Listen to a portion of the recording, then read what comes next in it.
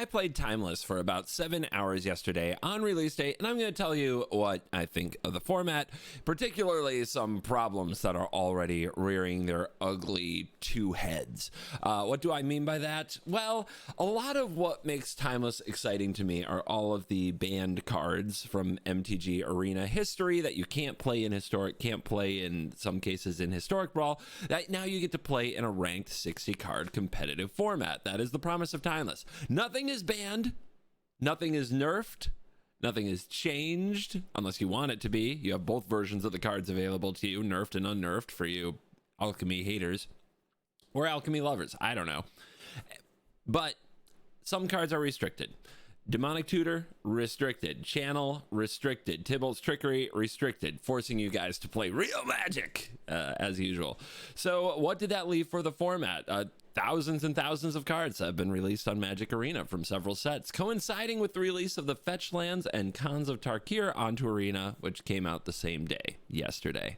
So what can I tell you about Timeless after 7 hours? Fetch Lands are sweet. That's the big number one for me.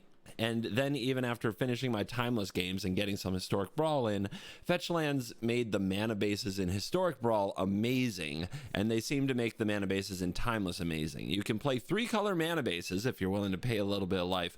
Rarely mulligan have access to a ton of colors all the time. That feels pretty amazing. The problem with... Oh man, how do I put this? It hurts. It hurts. The problem with Timeless is that the format already feels small. What do I mean by that? It already feels like it revolves around two specific things. Thing number one is, hey, do I have my combo? Do you have your counterspell? Which can happen as early as turn 2. So with Dark Ritual in the format, with fast mana, with many available combos, including like Necropotence, Weather the Storm Ballis's Citadel, or Sneak Attack, with all that going on, it does feel like you need to have a counterspell ready very early in the game, so that, or you're just trying to go first and do it yourself. That feels a little samey, and that doesn't feel particularly fun or fresh. That is, I think, a play pattern that generally Magic tries to avoid, that they're going to somewhat encourage in Timeless. Now, some people love that. Some people love combo-based Magic. Ask the Yu-Gi-Oh players, right? So maybe there's an audience for it that Timeless is serving. I'm not that audience. I've never been a fan of playing Vintage.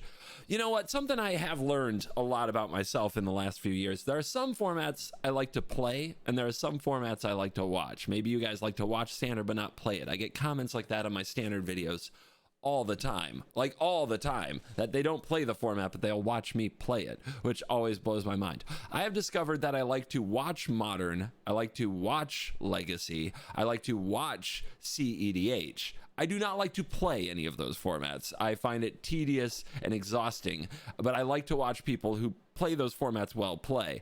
And Timeless might end up being that for me, which is an improvement, because I don't like watching people play Historic or Explorer. I find both of those formats very repetitive and very kind of boring. I do not find Timeless boring, but it feels small because of one, combo, or two, I don't know how to describe it.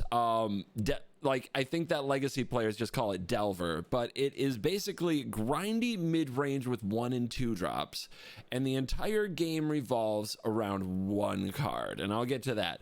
But, you know, your 1 drops are Ragavan, Delver of Secrets, Death Shadow, Deathrite Shaman. These are acceptable 1-drop creatures, right? And then the rest of the game, even though you're playing all these cheap cards, cheap removal, Thoughtseize, counterspells, and maybe you have Oko, or maybe you're a Lurrus deck, the games take forever.